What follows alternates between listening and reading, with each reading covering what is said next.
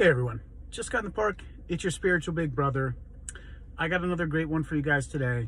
Hair's a freaking mess. I was up early, just working on some content, getting some stuff done, and I couldn't really sleep that much either, but I'm here. I still feel good. I still feel like I got plenty of energy.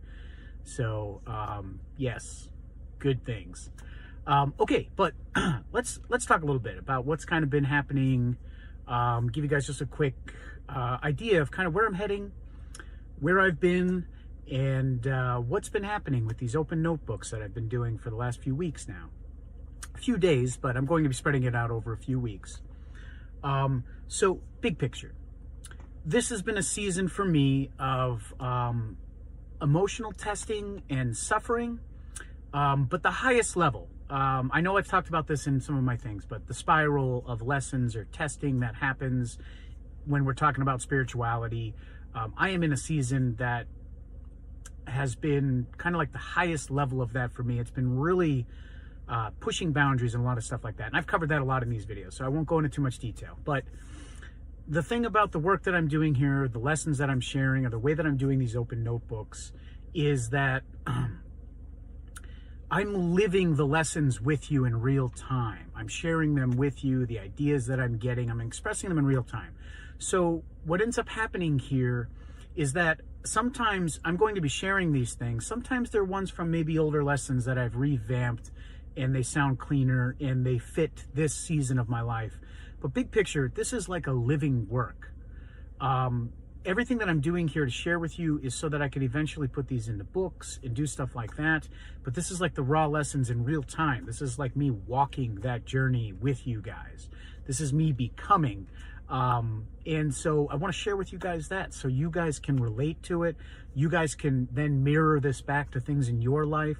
And I'm hoping that this stuff all helps you. So this is a living work. So what that means is until I finish a season or until I'm coming to a close on the lessons that I'm learning, I might not really fully understand what I'm going through or anything like that until after it's happened. Hindsight, which is why I'm kind of explaining this to you guys now. I understand what the last couple journals were all about. It was all about suffering and pain and emotional challenges, obstacles, things that I needed to realize, things that I needed to really understand and learn the lessons for as deeply as I can. And I'm sharing those with you guys real time. So that's why I'm kind of catching you guys up, letting you guys know that now I see what lesson I was just in, and now I'll be able to name this whole series and everything like that. So that's kind of how this works for a creator that's doing the work in living progress. You know, I'm not ripping other creators off. I'm living this. I am doing this real time. And, you know, I'm learning as I go. So that being said, this is probably going to be the last open notebook on this season. The language that I'm using, the voice that I've been using, you know, a lot of lessons that I've been teaching and showing. So we're probably going to be making a transition. I don't know when I'm going to start recording again. I've got to catch up on all the work that's already here. It is an absolute mountain. I can't tell you how much work I need to get done. And I'm a solo creator, so I'm doing this all by myself. And you know, life doesn't stop just because I'm creating stuff. I am in a tough season, and I'm pretty sure I'm just coming to the end of a tough season. So that being said, let's get on with it. I've already spent enough of your time. Why don't we get into what these open notebooks are really about? So let me see what I have for you guys today. Let's get started. We'll dive right into it. Oh, well, I say it pretty straightforward here. This has been my desert season. So a lot of the undercurrents of the lesson, okay, I kind of already said this already, so I'm going to skip this. This was me creating the same intro I just gave you guys in a easier way. So let's skip that. The day you fully become is your final day. Well, this one's a little bit morbid. That's when you've arrived. That's your final evolution. That's the final day and moment, and also whatever is beyond it. That's when you finally become. All of your life is becoming until your final day, when you're done, with this world and you've passed on, that is when you have finally become. I think it speaks for itself, but I'm happy to talk about that so I can sit with you guys on this one for a little bit. What I'm saying here is, if you're on a spiritual journey, or even your life journey, whatever you want to call that, doing this thing, being a human being, getting through this world, everything that you do in this world is you becoming. And once you are done, you have become. So think about that. Okay, let's move on. The thing that is deeply in you, that you are protecting, is your purpose. Before it becomes lived and fully matured, that's at the core and reason for everything you're doing. That's why it gets lost and buried sometimes. It's a seed within our souls that needs maturing. When you talk about it, you take a chance at someone else misunderstanding it or digging it up and ruining it before it ever grows its roots and begins forming. So protect your purpose and inner mission until the season and seed or idea begins to ripen and grow. We all do this naturally without realizing it, I think, when the mission or purpose or calling is grand enough. That's why when we get stuck doing things that distract us or don't feed that mission, we create discomfort and unnecessary suffering into our lives.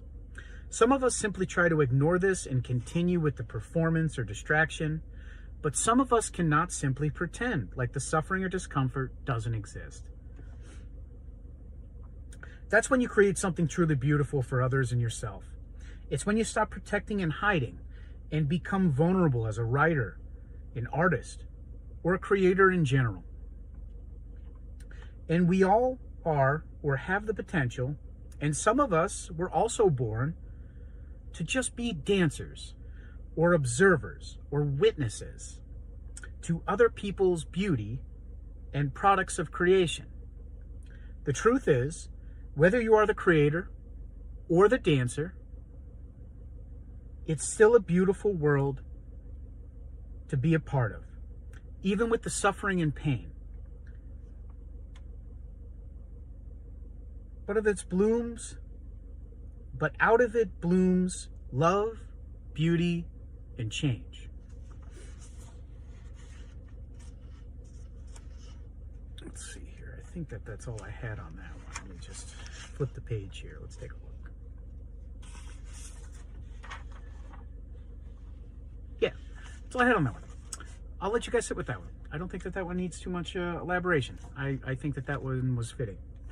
Okay, let's move. This next bit might sound like I'm contradicting myself at first, but stick with me, because this is where I've had to wrestle with what I really believe in, and these are still evolving thoughts. Emotionally, spiritually, and intellectually, get through stuff. That's my gift and my value, and I should be compensated for that. Let me elaborate on that. That was a thought that I gave to myself. That was like me giving myself permission to be able to accept monetary compensation for the energy, the time, the presence, all that stuff. And I think I talk more about that in this next one here, and I'm going to go into that one. And I think I do a good job of explaining why I've finally given myself permission on that. It's taken me years, because fighting with spirituality, fighting with materialism, fighting with greed, fighting with the fact that my father was a business owner, and that I'm trying to not only do that and support myself and be able to support this mission and everything that I'm doing. It's been really, really, really, exponential, but really, and then put to the exponent 10 on that. It has been very, very hard and challenging throughout my life to do this kind of stuff, to want to give it away freely for people, and to be able to help people It's one of the most selfish and noble things any person can do, and I believe a lot of people do that, but I feel like maybe people um, can do so at an early age and feel okay about it. I couldn't, and I mean, this is many decades later since then, and I'm still challenged by this. That balancing between spirituality, materialism, and wanting to be able to sustain your mission, sustain you being able to share love, share happiness, show people how to find that in their own lives, no matter where they're at. If that includes capitalists out there too. This is for you guys too, okay? I know that capitalism have that thorn in their side, and I know spiritualists have the same thorn in their side in reverse. It's like a paradox between spirituality and a capitalist. It's like a war that really shouldn't be there, in my opinion. And that's part of where all this stuff comes from. So we need to fix that, right? We need to balance that, ultimately. And I think that that's kind of like a side part of my mission here. I think that it's a byproduct of what I'm really trying to do. I'm really trying to help people. I'm really trying to just make people love themselves, love other people, and not to the point where it's, some people might not like this, but where it's not so hippie or peace and loving and just 24/7 all the time. I don't think that that's realist. I don't think that that's realistic in the world we live in. This might also hurt some people's feelings, and it's something that I've spent a lot of time thinking about. And I mean, we'll probably talk about this in the future. Hopefully you can kind of hear or feel the depth of me telling you this, and maybe even believing it or coming to terms on your own. Go seek for yourself. Go find these answers for yourself. I will try to share them with you, but I think to an extent, war or the ability to go to war is necessary. I don't believe in people killing each other. But I'm telling you, there are bad people out there that will do that for power. So, to sit here and pretend like that reality isn't real, that there aren't barbarians somewhere else. Now, we can go into the details of social media and fear mongering and this, that, and the other. Listen, I've went down that rabbit hole. I understand the arguments there, but ultimately, at the end of the day, some people just want power. Some nations only want power. And so we need to protect ourselves too. And so sometimes it's just a social media war where we just pretend like there's a lot of fear, there's a lot of war. I don't really know, you know what I mean? I'm not there all the time. I'm not discrediting what's built this nation. I'm not discrediting what's built other nations. But I think that there's a balance to be struck between peace and war. And, it's a hard place to find. I'm not sure that I've completely balanced that equation. But I think that it would do everybody a service to kind of understand that to an extent it's necessary. Nobody should die. I really believe that, unless they're bad people. I mean, if they're really, really, really bad people, not just made out to be bad people. I mean, genuinely people that are trying to hurt other people. Those people should at least be captured and put in prison and should learn from their mistakes. Maybe not be released back out in the public.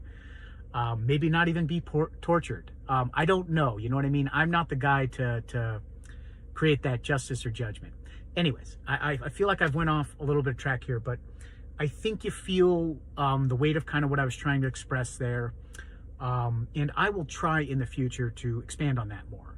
Give you guys actual things if people want that. Otherwise, just take it for what it is. And if you don't agree with it, that's okay. You don't have to. This isn't one you need to take. I suggest you go out there and really dig into that and look for more answers, not just from media. Go read some books, go talk to some people, and go ask the real questions and go find it. I know Noam Chomsky was... There are thinkers out there, journalists, linguists, historians, who have spent their lives examining how systems shape us. I love learning from people who challenge the narrative instead of just accepting it. I mentioned Noam Chomsky here not because of his views on everything, but because of his way of thinking. So I wanted to make some clarity in that. Okay, learning the value of time. Going off of where this all started from. We've all heard it, but many many never truly master this lesson's depth. And I never did until recently, when I had finally reached my own emotional capacity's bandwidth. And we, as spiritualists or emotionally intense or deep people, have a huge bandwidth for it, which means we have a very high tolerance. And it's really hard to truly break us emotionally until our lives become filled without peace in exchange for life circumstances and other people's problems. That's when we finally break. And it usually doesn't happen at first when our lives are filled with it. It takes time and losing sleep and not showing up like we used to before we really, truly learn it fully. It's like, for us, for people like us, I'm sure that there's anybody that's probably listening to this right now, you're probably one of those people. It's like breaking in a Mustang, an actual horse, a young buck. For us, that's what this is.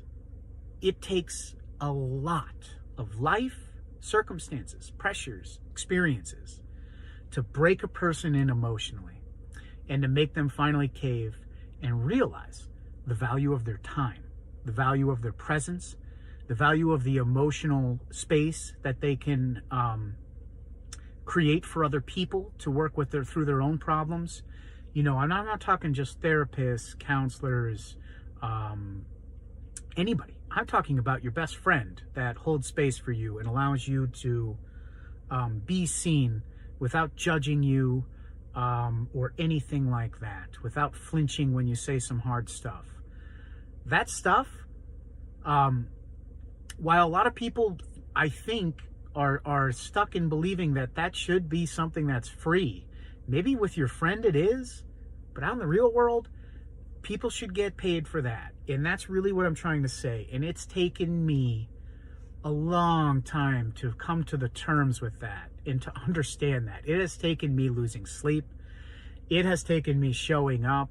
It has taken me being broke many, many times. And I'm not just talking financially. I am talking emotionally. I am talking spiritually. I mean, it will strip you to the very core until you give up, until you surrender to it. Maybe that's a byproduct of capitalism, and maybe that's a problem on its own.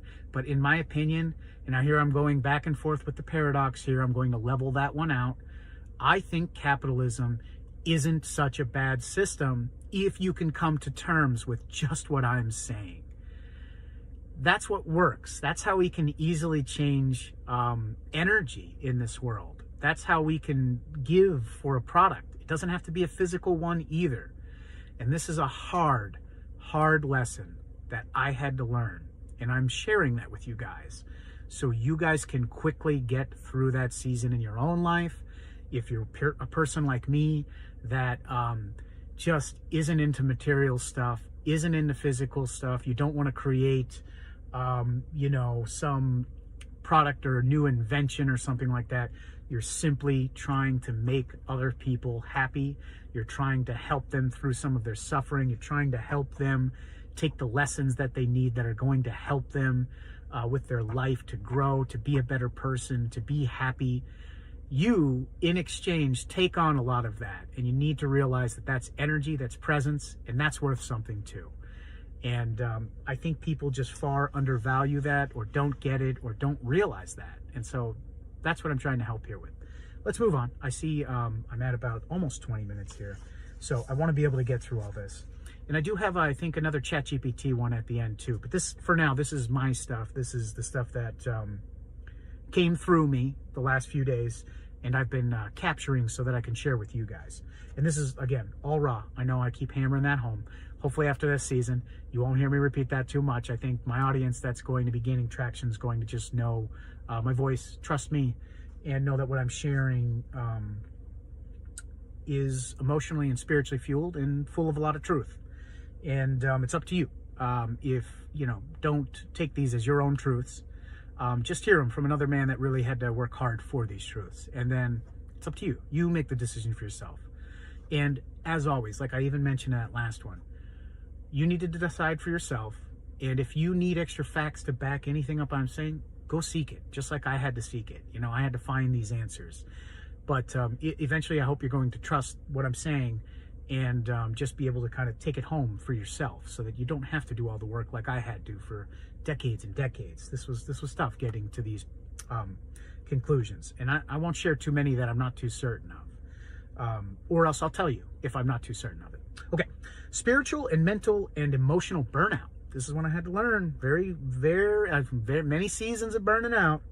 Generally speaking, okay, this is going to be an open problem. Okay, I see. So let me talk about that for a while. Let me talk about kind of what that looks like, what to kind of be prepared for. This is one that's, in my opinion, invisible. This is one that you won't really see for a while until you've done it enough. I've done it in many creative projects that I was very passionate about. I took very seriously. I was all in, and then I burned out, and then I lost the passion, and then I gave up on that creative pursuit. And I've done that many times. I've done that with many different channels. I was doing a 3D printing one for a while. I did life and finances because I dove hard into all of that for a long time because of my father and me wanting to be able to self-sustain myself and to be able to do this. This was ultimately where I wanted to get to. Now I'm here, so I'm happy I'm here. But understand that this has been a lot of learning, and that's not even scratching the surface. That's the last couple years I just mentioned. Even before that, I was trying many different creative things. Tried to be an artist, tried to be a musician for a while. I've done so much, and so much more than that too. Professional golf I was pursuing for a while. I was actually quite good. I won't go into the details on that. You don't need to hear that. But okay, so let's talk about the spiritual and mental and emotional burnout.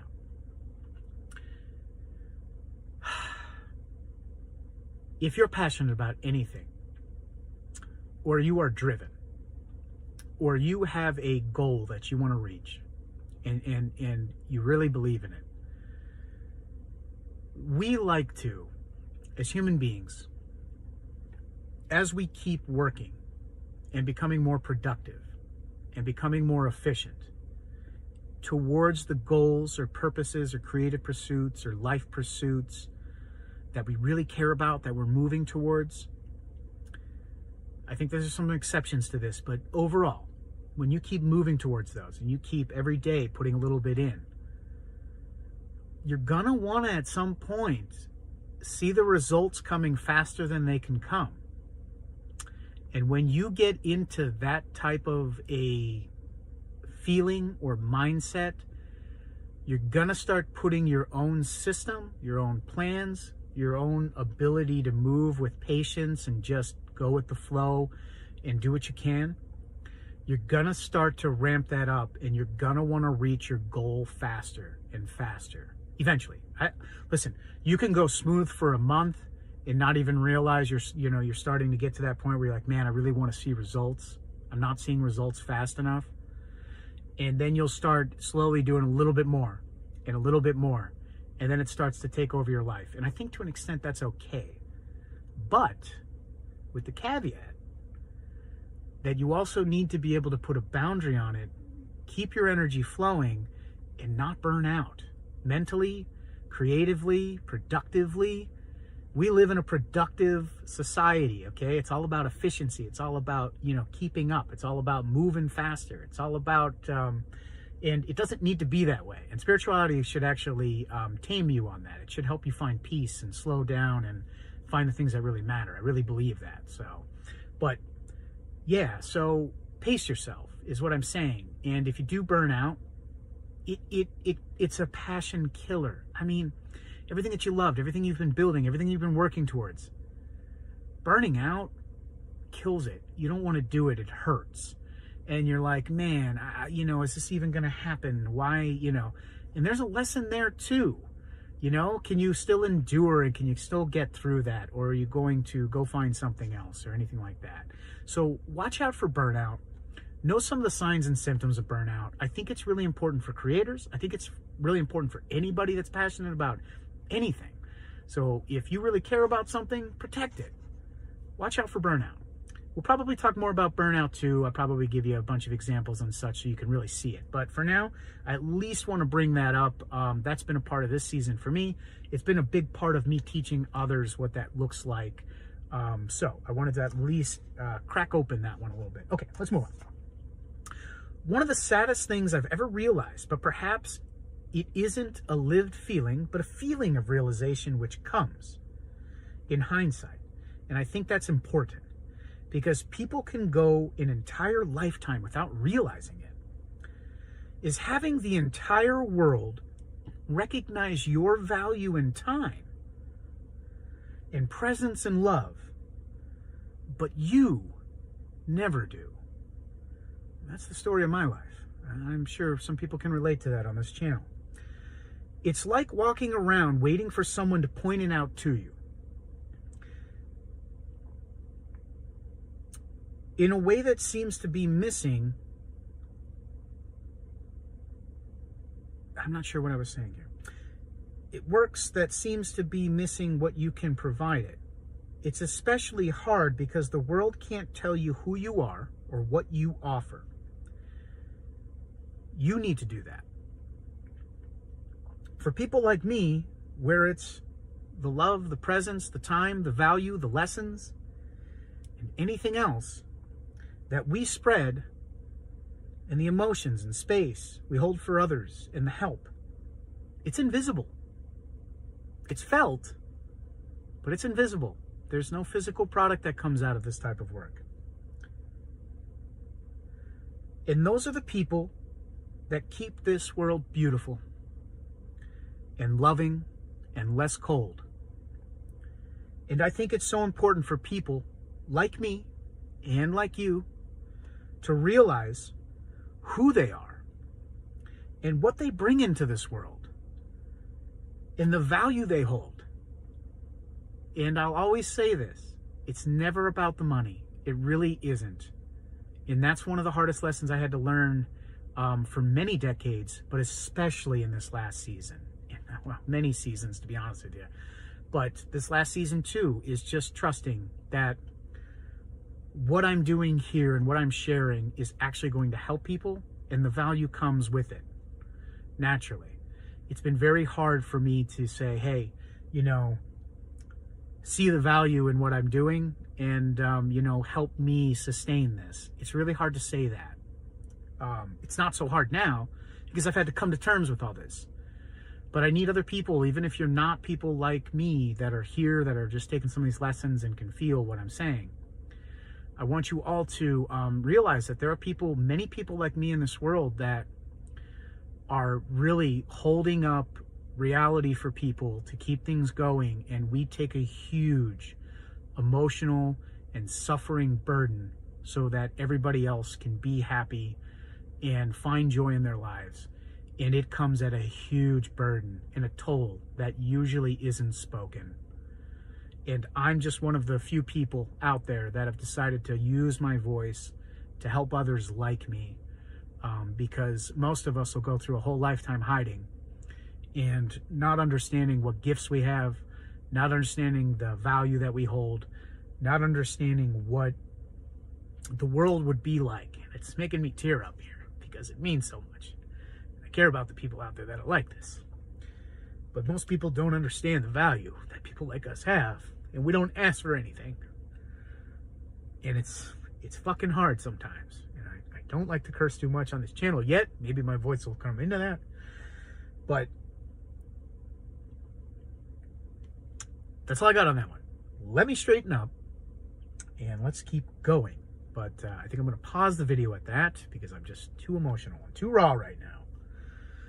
So let me get a hold of myself. Let me drink some coffee. Let me enjoy the views here in the park for a little bit, and then we'll pick up. But I hate getting emotional. The world makes people like us feel like emotions are such a bad thing, and expressing ourselves is such a bad thing, and it hurts. Okay, let me pause that. Let me take a moment here, and I will be back.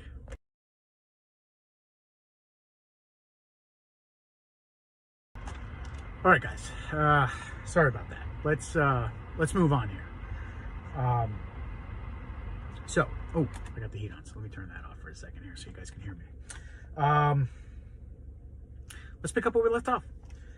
So we get so caught up in the acting and play of our lives, we forget it's our movie and we're meant to live it and play it. We see everyone else doing it and we forget we are largely in control of the way we want to create our own lives.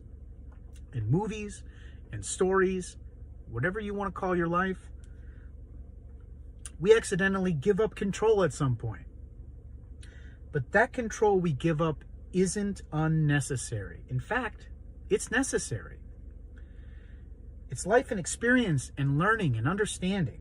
Eventually, though, we're supposed to snap out of it and really start living our own lives. That's what we like to call our midlife crisis for most of us. Some of us might experience that sooner or later, but we'll call it a midlife crisis usually. It's usually when we all wake up and we have the opportunity to decide if we want to keep replaying the same old story and play or move on. But it's never obvious or in black and white. It's like your soul guides you to an intentional shakeup in your life to help you see the real reality. That's like what the midlife crisis does. It shakes up your life a little bit and allows you to start over and crash out so you can get a fresh start, a fresh perspective. It's your soul's way of creating necessary turbulence and suffering to help you see the world differently. Whether or not you believe that's your soul, whether or not you believe that's God doing that for you, whether or not you believe it's a mix of those things. Maybe it's your guardian angel. Maybe it's just the, if you believe in fate, maybe it's just the way it was supposed to be. And maybe you already wrote this play before you were ever born here.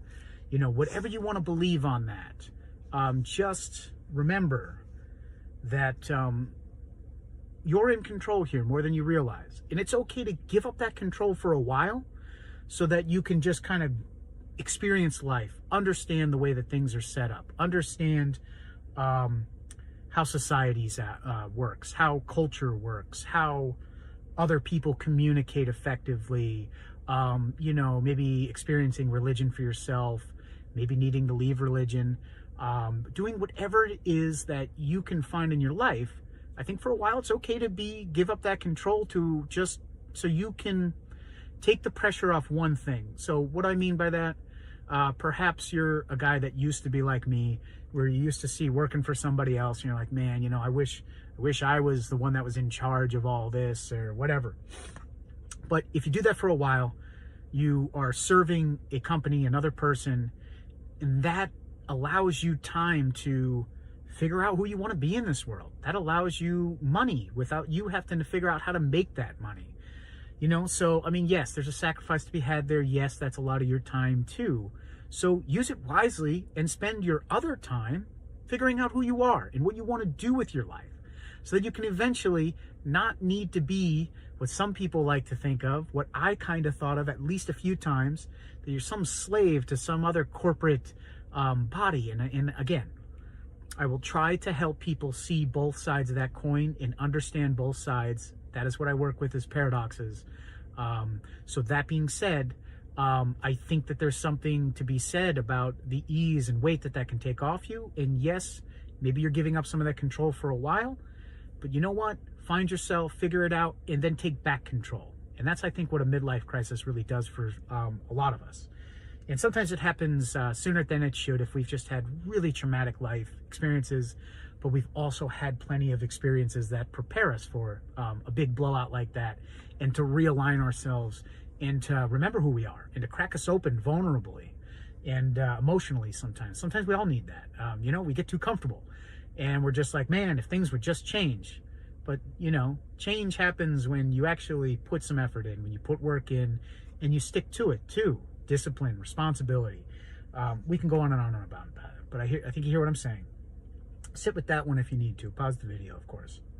Okay, let's move on though. For everybody else, suffering forces your brain to think more clearly and focus better. Pleasures dull this, And that keeps you unable to find answers to think in a higher creative order within your own thinking. That would help you put pieces together and help you figure out things to help you move up in life. That's why comfort or indulgence or anything that makes us happy or positive doesn't help us change our circumstances. Because our brains are happy. They're happy that they're surviving. And that's all they want to do. I can see, let me put this thing down. Thanks for checking in, God. Yeah, but I think you see what I'm saying with this. Sometimes they need to be forced into survival, or they don't need to find better outcomes or answers until we're placed under pressure. If you're living in comfort and you're okay and you're surviving, even though, egotistically, your brain might be like, man, I wish I could do better for myself. I wish I would be financially more secure. You can hear those words. I'm sure, you're like, hey, I wish I can move out of this place. I wish I could get a new car, this, that, or the other. Your brain doesn't hear that. Or I should say, what's going to help you create thoughts and goals and the right stuff in your life that's going to help you actually move up and do the things that you need usually requires an amount of pressure, emotional burden, some suffering in your life or something. That's the kind of stuff that makes your brain flip on your most creative, highest order of like putting pieces together, finding solutions, that kind of stuff. You need to be under some type of duress for that to happen. And I'm not speaking from psychology. I'm sure you could probably look this up and find this in some book somewhere. I'm speaking from experience. And I am a guy that is big time in creative pursuits. So I've had to earn that one from studying myself, my own habits, my own creative habits for a long, long time. You can take this one home with you and make it yours and understand this one. If you're living in comfort and you're just barely getting by, that's going to be fine for your soul and you not actually triggering yourself to find ways out of it. And that will keep you in cycles of just being comfortable or just enough. So keep that in mind. And there's nothing wrong with that either. Listen, if you're in that situation where you're stuck in one of those cycles, I don't inherently see anything wrong with that. But I think you need to be a realist. I think you need to look at your life and decide for yourself. Do I need to suffer more to get to the next level that I think I want to be at? Or do I just need to be a simple man and just appreciate the things that I do have right in front of me? And you should appreciate the things that you have no matter where you're at and wherever your goals are. But I think you also need to kind of just like take that red or blue pill like Morpheus was giving Neo in the Matrix. And you need to decide for yourself if you want to see things a different way. It's going to relate to some suffering and work. And it's going to last probably, depending on how big your goals are, might last a lot longer than you might be actually willing to put into that. So you need to make a heartfelt decision and stick to it. Otherwise, this is just the way it works. This is simply the way it works. I didn't invent it. I just accept it. These are patterns that I've noticed. And this is what I have found consistently through, I don't know if I'm over exaggerating. I don't think so. At least 30 hardcore creative pursuits that I have put everything into: money, time, energy, passion. So I'm speaking from 30 of those, roughly, give or take a few. Okay, I think you hear me. So there's a good lesson there. At least understanding that lesson, even if you don't need to apply it. It's good to know. Good to pass on even. Okay, wouldn't you know it? These keep stringing after each other. I love it. I feel like I've been trying to be grateful, genuinely and deeply grateful for a long time. But it's like you keep needing proof. Even when you sort of know it or want to know it, but eventually, when you've done the inner and outer work, you simply know it and feel it in your bones, and you don't need the proof. because you've gotten it time and time again. And it becomes the sustainable state of being where you're just really happy to have been a part of all of this. And you want to help others find that state of being. And that's where I'm at. And I think that that's where everybody wants to be at, or kind of a nice, healthy goal for you to shoot for. Living in a state of being grateful and knowing what that really feels like, and being able to sustain it without constantly needing proof. I've been stuck in cycles of that for a long time. I have been praying. I have been saying that I am grateful. And until recently, until I've had real suffering, pain, and loss in my life, and learned the lessons, and still was following in a path of faith and really believing that all this was meant to happen. God has my back. It took me a long time to get there. Stick with this channel. And, you know, I say this stuff all throughout. I show you how to do that. And I give you plenty of lessons along the way. But once you get to that state of being, for intellectuals, emotionally intense, truth seekers, rebels like me, your road is going to be much harder, because you need to see the proof for yourself. And that's really what I'm here for. I'm hoping I'm giving you that proof, and you don't need to go out there. You can start trusting more people more often and learning from it. When you start seeing patterns of people that are not to be trusted, learn from it. Don't just keep running out there and just open heart. Oh, I love you all. You know, I trust you all. You're going to get used. And that also is a lesson on its own, one that's going to keep repeating until you learn it. So, and that has to do with boundaries and a lot of other stuff too. We talk about all this stuff. Well, we as in the channel, the community, everything else that I've had, the ecosystem that I'm forming here. Okay, hear what I'm saying. I think that's a good goal to get towards, no longer needing the proof, but being able to live in a state of being genuinely grateful for everything that you have, everything. Okay. One lesson that hits home for me is that you can never return a father or mother's love the way that they gave and sacrificed for you. But I think that bond and relationship, when it's unconditional and real, is one that kids feel obligated and burdened to, if the kids are good too. But the wisdom is understanding that it's something that can never be returned. But it can be shared and passed down. That's how you return it, with a family of your own. And what I'm saying here, and I'll even cite the paradox here so people can see it. If people didn't have that type of support, or family that gave you unconditional love and everything that you ever hoped for. Let me first start with what I was talking about here. My father and mother, the best father and mother you could have ever had. I was, my father passed on. I am still truly blessed to have had them. And that is why I'm here. That they have allowed me to become who I am now. And I also had to take that torch too and become this. But without them, I'm not so sure I would have gotten here. But that being said, I think if you're similar to me in the way that I feel about that, and my parents, I felt like I owed them. I wanted to give them back everything that they ever gave me. But it simply doesn't work that way. They're on different timelines. They gave you something that you just need to appreciate and pass forward.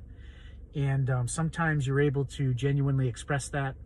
I was very fortunate. Most of the time in my life, I was able to really show my parents that and say it in more than one way, even if it's present showing up sometimes when I didn't necessarily want to, but the love was there, that kind of stuff.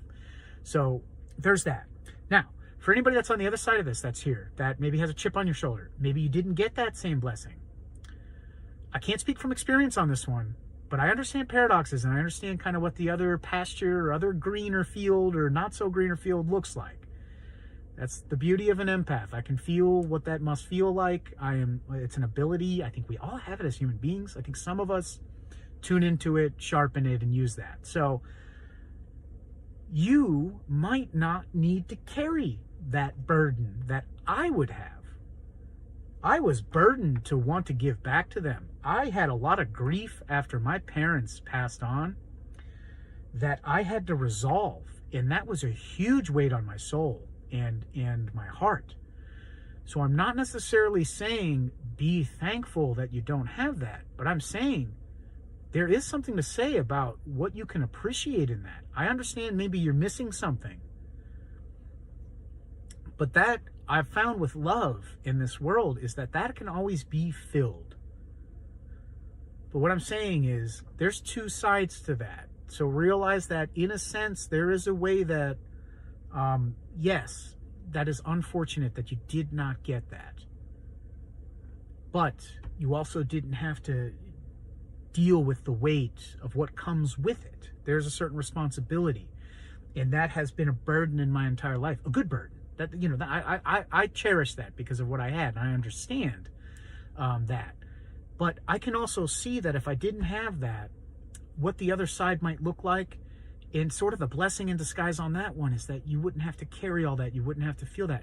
You can simply come to terms, and maybe not simply. Maybe you would need to work through that and find love in other places, find other people that were father figures. They're out there. I mean, I'm out there. Do you know what I mean? And I'm trying to help other people with, you know, the way that my father taught me, and I try to pass that on to other people that didn't have that. So what I'm saying is, you know, you can find people not to replace them, but to fill that hole for you, and it'll feel pretty damn close.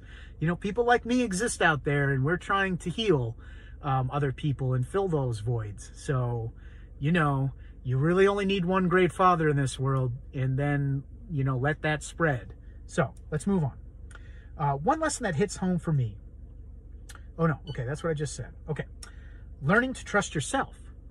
And this is how I like to visualize this for people.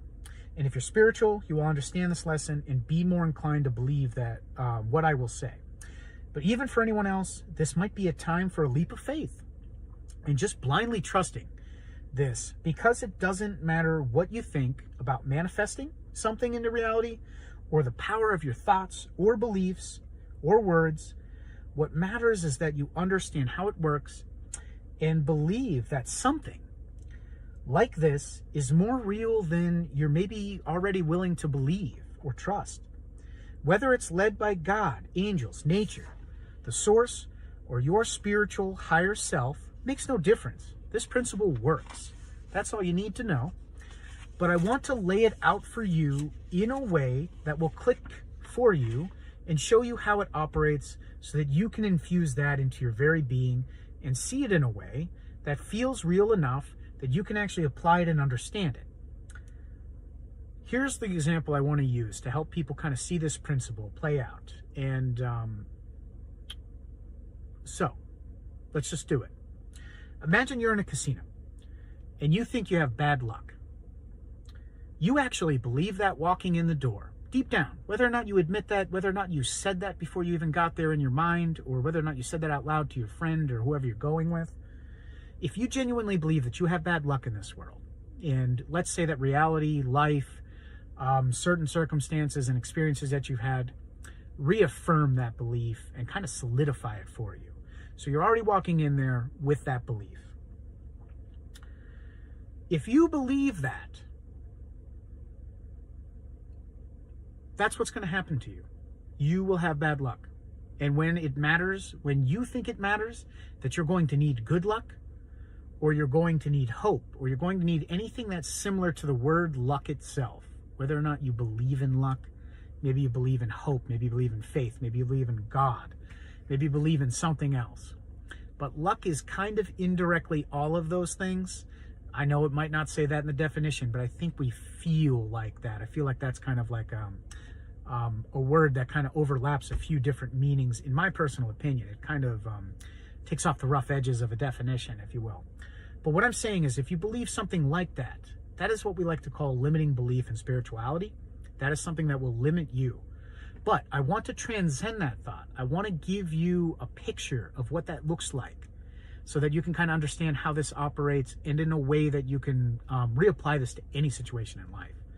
I like to think of this as our physical bodies and our egos are tied to the present time, right now, right here and now. But there's somebody behind us, the captain of the ship that's running this thing, your soul, something else behind us that can observe our own thoughts, is looking through the eyes that we have, who you really are, past the ego, past the physical, past what other people see as you, as some image or whatever. Whoever that person is what I like to think of as your soul, or your true highest self, or your soul's true highest self, whatever you want to call that. And that thing is not bound to the timelines that you're in, the constraints of being here, feeling this, being in the present, right here, right now. That thing is not bound. And that might even be God too. Or it might be a mix of God and you working together, your true highest self and God. Co-creation. I don't know. Don't worry about that. Just understand the definition or what I'm trying to give here. That thing, whatever that is not bound to timelines. If it wanted to chase ahead to see the results of any path you're about to do and take in real time, it can even go weeks ahead, months ahead. Call it deja vu, call it whatever you want. But it's not bound to you, but it has your best interest in mind always, even with the suffering. You know, if you make a choice and you end up have a limiting belief and it keeps leading you down suffering, well, that's your true highest self, like constantly giving you a nudge, like, hey, don't keep making these same decisions. You need to learn from these. But what I'm saying is your beliefs are what guide you ahead of you. You know, it's the thing that helps you make decisions. It is also the thing that's able to see what's ahead of you before you get there. So let me apply this to a casino. Let me make it a metaphor or an example or whatever you want to do. You're in the casino. You have poor limiting beliefs. You think you have bad luck. You're in there. You've got who knows how much money, a couple $100. You're ready to spend that and you want to get lucky, but you believe that you have bad luck. Well, you get in there and your soul has already kind of seen what's about to happen next, right? It has the ability to see your best possible outcome of you making money, of you actually having good luck, if you would believe that. And it also sees your how the bad luck works, right? So it's able to speed ahead of you and already see the results in its own timeline, not in your timeline, not in the present timeline. It's already ahead of you. It's already seeing what's going to happen next. And you still always have the option in real time to decide for yourself. You can go against your beliefs, right? You could say, hey, you know, that's a limiting belief. I'm going to mix it up a little bit. I would normally do this, or this feels like the right thing to do, but instead you do this. It's like taking a detour rather than taking your normal routine path, okay? I think you kind of see, hopefully some people are kind of picking up what I'm putting down here. But if you believe that you have bad luck, you're going to be making decisions in real time and thoughts and patterns that are going to lead you to the outcome you believe. That simple. If you weren't following me up until this point, rewind about 10 seconds and hear that again. What you believe is going to lead you to the results that you believe in. You could have multiple beliefs too. Don't think that it's just one belief. Like, you know, there's goals, there's purposes, there's that kind of stuff. And those, I think, are more singular, although they might have some other pieces to it that add up to make that. But each one of those matter. That's why your beliefs matter so much. They're guiding you. They're literally guiding you. So if you believe you have bad luck, guess what? You're going to have bad luck. And you can apply that to almost anything in life. What you truly believe in. Past your ego's way of coddling you and protecting you and sometimes even lying to you because it knows that you've already struggled with trying to come to terms with that, or you've had poor experiences and you keep coming to the same answer of, man, look at all the proof that I have bad luck. Look at that time that my car went flat when I needed it most. Look at the time, look at the 20 other times I was at the casino. I lost every time. Do you know what I'm saying? Like, these are the types of things that start to give you proof and make you solidify that belief. So you need to pull yourself out of that rut in any limiting beliefs that you have. I hope you understand what I'm saying. There's actually something that does move ahead of you. I believe this anyways, and I believe maybe it's fate, maybe it's something else. You know, I can't tell you exactly what it is. I can't tell you if it's God. I can't tell you if it's something else. I really understand it, but you need to understand that it's real. Manifestation, that kind of stuff. And these are just different terms and words to, I think, put on the same principle I'm describing here. Okay, so let's kind of wrap this up. I see we're getting close here. Maybe I'll save that ChatGPT thing for another time, or maybe I'll run through that real quick. Okay, let me do this one, and then we'll do it. I see we're just a lot of time. We're all on the same team. We're all on the same team out here in this world. I like to look at this as like a football team. Now, if you've never played football or athletics, or maybe you've never even been on a team before, or one that you're trying to all go for the same thing, you were probably a person that was probably on, there's a person like you that was probably on that same team that I'm talking about here. So don't think you're too out of this group or anything like that, or, oh yeah, well, this doesn't apply to me or something like that. I need you to understand the lesson here. I need you to see what I'm trying to say without, saying, oh man, well, I wasn't on a football team, so I won't understand this. People in this world, we're all on the same team. The world I'm talking about. Now, I'm going to apply this in a football team, the way that I like to see it. When I was on a football team, there was some people I liked, some people I didn't like, some people that were a little weird, some people that were strong, some people that were weak. There was a mix of everybody. There was gothic people. There was emo people. There were geeky people. There were people that liked the outdoors big time. There were anything you can think of on a team like that. Everybody was there. Didn't matter how good you were, how bad you were. You needed to work together though, and you didn't have to like everybody. There were some dickheads there. It is what it is. There were. Maybe they grew out of that. I don't know. But there were people that I probably wouldn't have went out to eat with. There was other people that I would have loved to have hanged out with that I wish I would have outside of the team. Here's the big picture though. The world is full of people like that. Just like a team, just like a football team. Different people, different backgrounds, going through different struggles in their own lives, and we're all trying to get the same goal. We want to win, right? We want to win in our own lives. We want the world to win. We want the people we care about to win. And that even includes some of the people that are dickheads. We want them to win too, but we want them to figure it out. We want them to grow. If there was a bully on the team, we hope that somebody bullies them, shows them it, so that they can get knocked back into place and get back out here and work with everybody. It's just trying to understand that even the people that maybe you don't like, they're still on the same team. They're still trying to help the best that they can. And you don't have to go out and eat together or be friends either. Just accept people for who they are all around. And this goes for the bullies too. This goes for the people that are, the dickheads on the team. Or the jocks that are just like, materialistic and everything else and think that their shit don't stink.